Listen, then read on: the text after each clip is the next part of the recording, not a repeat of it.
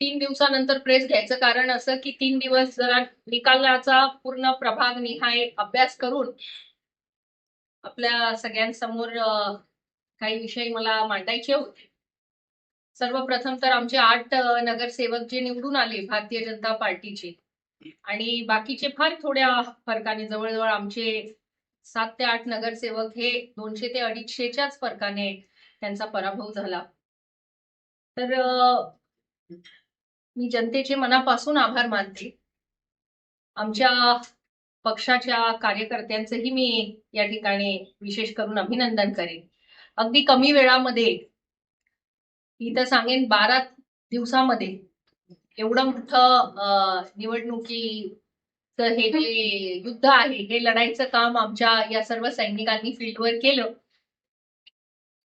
आम्ही निवडणुकीमध्ये मतं मागत असताना हिंदुत्व या विषयावर प्रामुख्यानं भर देऊन हिंदुत्वासाठी आम्ही लढतोय, आम्हाला हिंदुत्व साठी आपण मतदान करावं असं आवाहन आम्ही जनतेला केलं. आणि मला झालेल्या मतदानातून हे स्पष्टपणे दिसून येत आहे की हिंदू प्रेमी जे मतदार आहे हिंदुत्वाच्या बाजूने त्यांनी खूप मोठं मतदान केलेलं आहे. जवळजवळ 30,531 मतं अविनाश भाऊंना मिळाली आहेत. आणि जे रत्ना रघुवंशी ज्या निवडून आल्या शिवसेनेच्या चिन्हावर त्या वोट जिहाद याच्यामुळे निवडून आलेल्या आहेत. आपण जर प्रभाग निहाय एकेका प्रभागामध्ये झालेलं मतदान बघितलं तर आपल्याला लक्षात येईल 3 ते 4 प्रभागांमधूनच त्यांना जवळपास 9,000ची आघाडी आहे.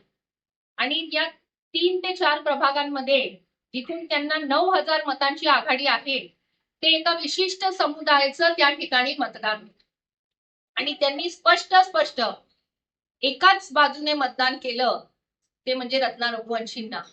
आणि 2 प्रभाग तर असे होते म्हणजे नंदुरबारकरांसाठी तर मी म्हणेन की आपल्या सगळ्यांना हा निकाल खरा अभ्यास करण्यासारखा आहे की नंदुरबार शहरामध्ये पहिल्यांदा MIM सारख्या पक्षाचे 4 नगरसेवक जर निवडून येत असतील आणि नंदुरबार शहराच्या रस्त्यांवर हिरव्या रंगाचं जर गुलाल दिसत असेल तर आपण सगळ्यांनीच खरं म्हणजे सतर्क होण्याची गरज आहे. बघितलं तर जवळपास 10,179 एवढं मतदान हे MIMच्या उमेदवारांना झालेलं आहे. आणि रत्ना रघुवंशींना जर झालेलं मतदान आपण बघितलं तर त्या 11,000च्या फरकाने या ठिकाणी निवडून आले आहेत.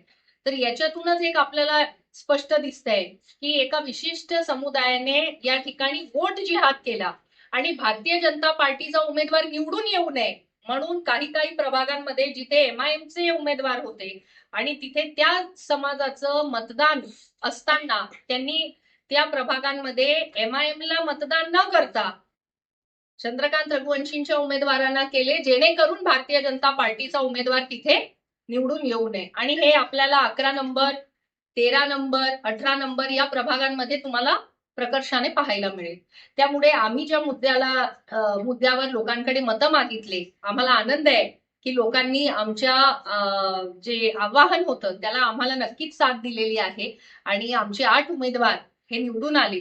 आमचे विरोधक सांगायचे यांना उमेदवार भेटणार नाही, यांना बूथवर माणसं भेटणार नाही. त्या ठिकाणी आमचे आज 8 नगरसेवक निवडून येत आहे. 8 उमेदवार आमचे अगदी कमी फरकाने या ठिकाणी पराभूत होतात.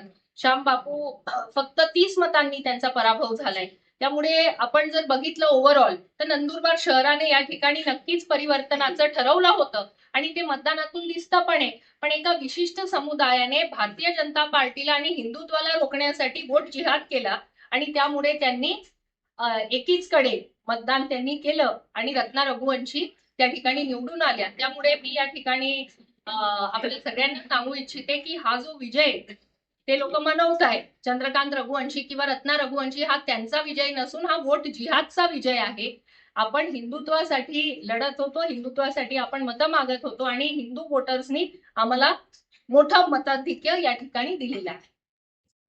जेवढे उमेदवार होते जे निवडून आले ते आणि जे काही मतांनी ज्यांचा पराभव झाला ते सुद्धा सर्व 41चे 41 उमेदवार हे आमचे पुढील 5 वर्ष जनतेमध्ये पूर्णपणे जाऊन त्यांच्या ज्या काही समस्या असतील त्या सोडवण्याचं काम त्या ठिकाणी करणार आहे.